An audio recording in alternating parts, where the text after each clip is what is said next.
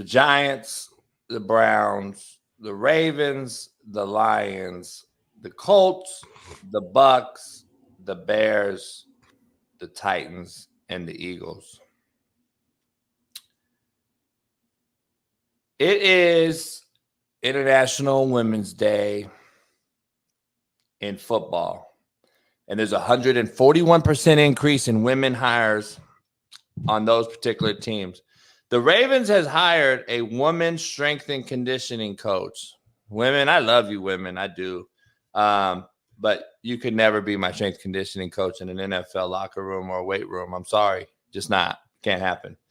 The Giants hired Angela Baker. She's an offensive assistant coach.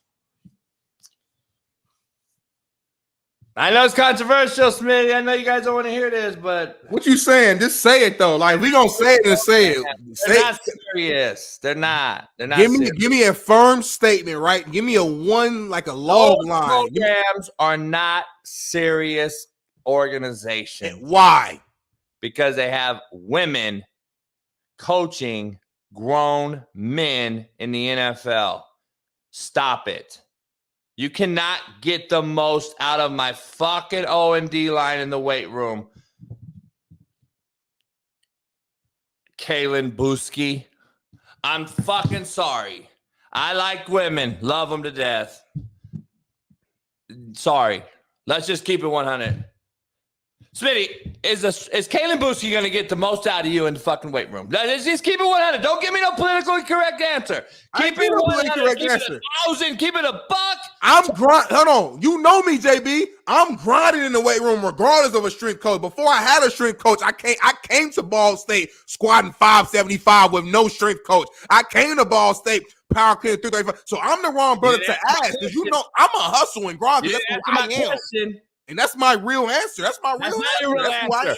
You have a strength conditioning coach in the NFL, Smitty. This ain't Ball State. I'm asking you, in the NFL, there is a pecking order of things. Strength conditioning coaches in the NFL are like right under the head coach. They are right there. They run the business. They run your shit. They're controlling the team 70% of the offseason. Head coach don't even see the players. This person does. So I'm asking you, are you going in there it's tough days, Smitty. We got 95% max day. We got to go in there. And she getting you over the top, over the fucking hurdle that you need to get through to get over the top, to be an all-pro, to win a Super Bowl, to be a cohesive unit.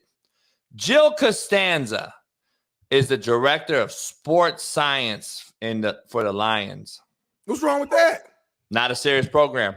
Not a serious organization. That's why they're never going to win. The director of sports science isn't like a coach. That's just like you work within the chain of the, you know what I'm saying? Like, you're not like that. That's just a position on the team. That's like a social media manager for the Lions. You're not coaching the players.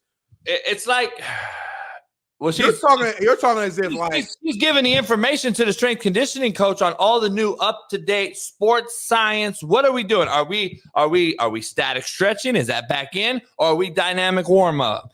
Okay, but hold on, JB. Time out.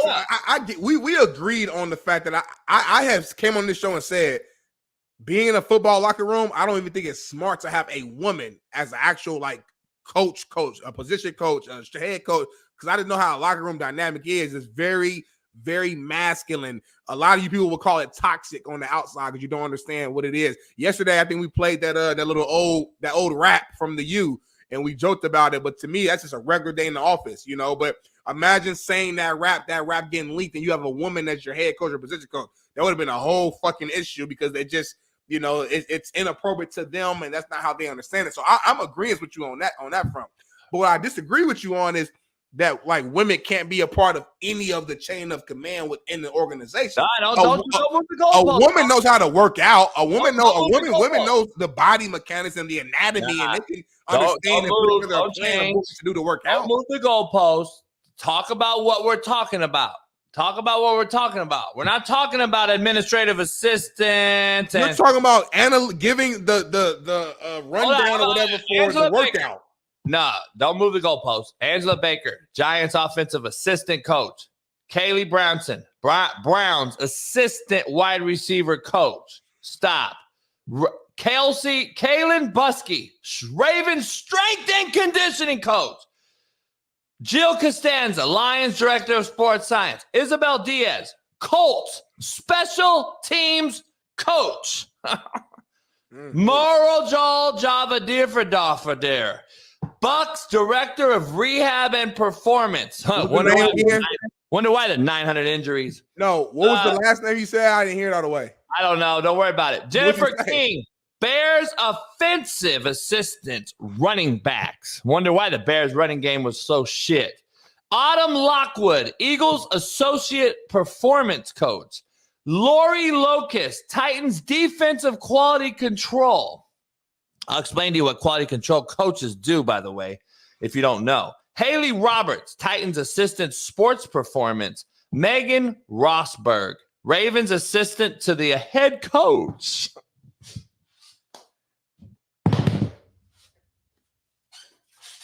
Let's move on, dog, because it'll be bad. It'll be bad on social media, and it'll be bad. I'll be bad. It'll be bad on social media. This motherfucker JB, he got so mad. He threw his phone. He leaned back, took his hat off from the back, put it to the front, put it back to the back. Because nobody's gonna talk about it. Nobody's gonna say it. You know, I'm the asshole and the devil because I said it. I said what every player's thinking, and it is what it is. I don't know. I said what I said, man. When it comes to coaches, I agree with you on the coaching side. Like, I can't have a woman D-line coach for multiple reasons. But I guess the side where I'm a little bit on the fence is like, would I really care if a woman is the strength coach? Like, I don't know. I don't know if that would bother me as much as, again, a head coach or when I say position coach, like, I get it. We're with our strength coach, at least at the college level. I don't know. I didn't make the NFL, so I don't know how much they're with their strength coach. But at the college level, we're with our strength coach majority of the year. So I understand where you're coming from. You're like, this is the guy who's going to prepare you for the fucking season. All I'm saying is, and this is not a PCN. This is my legit, I swear to God, this is me. I'm grinding because I know that I need to prepare my fucking body in order to make it through this season. So I don't give a fuck if it's a woman, a man, whatever is in there. That's what I'm going to do from a weight room standpoint. But from a coaching, from an actual position coach, head coach standpoint, in the fucking like locker room, in the nitty gritty, like, I don't think that's even a safe environment for a woman to be a part of, if I'm being honest. You know what irks me about this? You know what irks me about this whole thing? What? And I'm glad the women are in here. Some of the women in here are on the same side that I'm on. They understand that I'm not going to say there's a place for women and all that shit. I'm not going there because women are becoming breadwinners. Women have taken over. There's a lot of things women have done that have changed the business, the world. But here's the thing, though. Like, I know too many fucking hardworking jacks that are out here grinding that started as a GA and was told to do X, Y, and fucking Z, and you'll be the next guy to get this next gig. And this is coming from ex-players. Or I talked to KJ Wright the other day. He couldn't get a fucking interview at the team that he played for and won a Super Bowl with in Seattle, and now had to go reach out to Frisco and got an interview at Frisco, and Frisco hired him. I'm not going to even dive into why. Well, he got hired, though. That's a good thing. Yeah, but he wasn't going to be if he didn't get proactive and show his name off. My point is this, though. It's the same. He had to use a name of his name that played in the NFL to get a job, where I know a million motherfuckers, no offense to KJ, I'm going to have him on the show. KJ hasn't coached yet like that. He's been coaching lower level stuff, helping out. Now he's going to go straight be an NFL coach. Let's be real, because of his name. Yeah, and his experience as a player, yeah. Okay. So if we equate that to a woman taking a job from a jack, Darnell Smith, who came up at Ball State and was a GA and got the head coach coffee, and then he fucking ran assistant in the weight room, and then he fucking was assistant D-line coach, and then coach finally brought him up after 3 years. He got his BA, and then he made him a fucking assistant D-line coach. And then the D-line coach got a job. He left and went over to fucking Indiana. And it was Smitty's turn. Smitty been there 5 fucking years, and he's grinded and busted his ass. He recruited big-time players and brought them in there, and he even helped get kids from Warren Central. And he's a local cat. And bam! Angela Baker got the fucking job. See, that's the fucking problem, homie. It's a bullshit hiring process, and it's not only nepotism, but it is straight up, I don't know what you want to call it, but we know what it is. It is appeasing the fucking people that need to be appeased.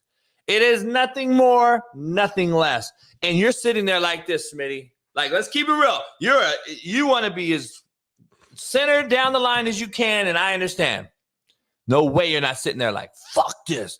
I've been doing this fucking 5 years, and now she got hired, and you got the opportunity to stay as the assistant D-line coach or leave. You know what it is?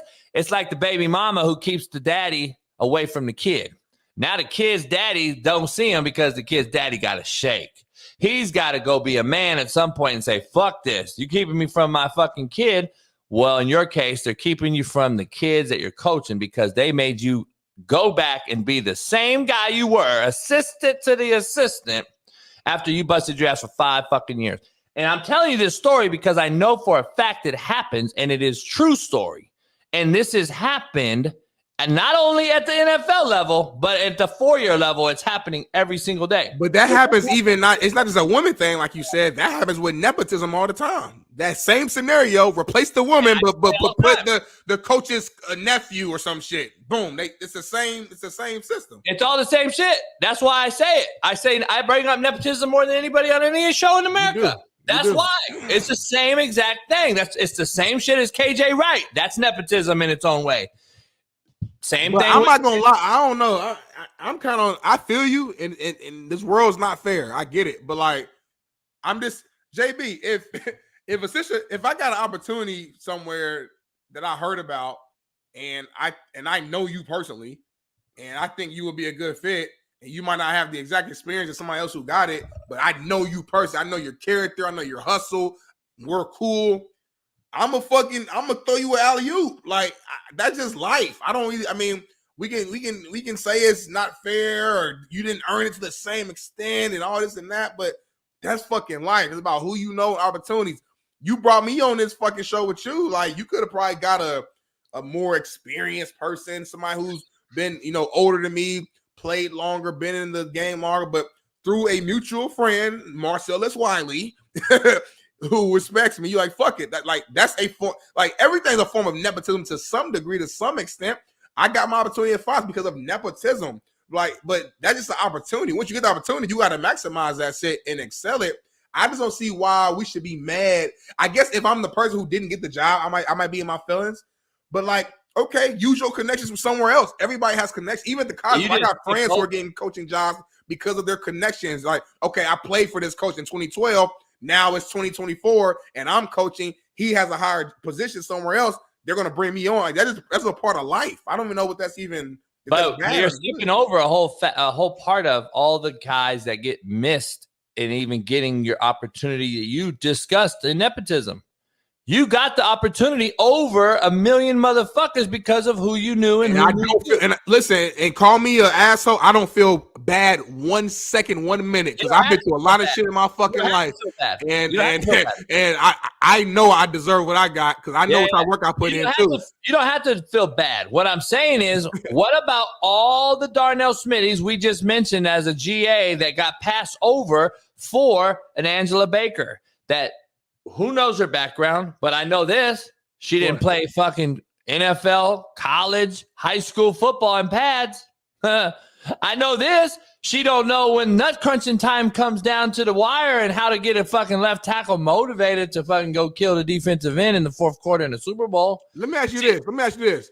Do you think there are some women football coaches out there that are better than some men football coaches out there? Or do you think it's just impossible, just the nature of a woman and a man, it's just impossible for a woman to be a better football coach than a man? No matter how much study they do, no matter how much film they watch, no matter if they sat down with Bill Belichick and Andy Reid for 10 hours every single day for your whole year straight, no matter what they did, the fact that they're a woman it just is what it is. They just can't do it. It is what it is. All right, man. I'm cool. It's not their fault. It's not their fault. But let's not try to put a fucking square peg into a round hole here. That is what we're doing. We're trying to force you, like right now, but with that question. Yeah. That question will open up Pandora's box to the mainstream media and everybody else, and they will force a narrative that Kelsey is qualified to coach fucking Leon Lett at D-line because she's done the work and the studying and the blah, blah, blah. They'll push that narrative, homie. They will fucking throw a square peg into a round hole and make you believe it. And I'm sitting there like, that is where we are now in society. We are going to force the narrative that she can coach the running backs for the Chicago Bears. And somebody mentioned the fact that, well, the Chicago Bears weren't that bad in the run game. Guess what? Yes, they were. You don't know football. You look at stats, and they ran for 140 yards a game, and they're in the middle of the pack in the NFL, and you think they're fucking good. How about when you look at their rushing yards per carry in nut crunching time when they need to stay on the football field, keep the defense off the football field? How about you dive into it and look at the Bears' offensive production in the run game when Justin Fields ain't running the ball, you fucking moron? How about you look at the running back production and not the quarterback running the football? So out of 141 yards, how many yards do you think Justin Fields is responsible for, numbnuts? How many of those yards you think Justin Fields? Do not debate me when it comes to fucking football, you fanboys. Because just so we're clear, Justin Fields is 70% of that fucking run game on ad-libbed run plays, and you're going to sit here and tell me that a woman is the running back coach there. Coach, they ran for 140 yards, and they were in the middle of the pack. How about when it comes to nut-crunching time in 4th and 1, motherfucker, and they need a first down? What's happening? Oh, they're off the football field, and guess what? Chicago's defense is back out there because of a woman being the fucking running back coach. So don't fucking holler at me about stats, because stats get you fired, dumb fuck.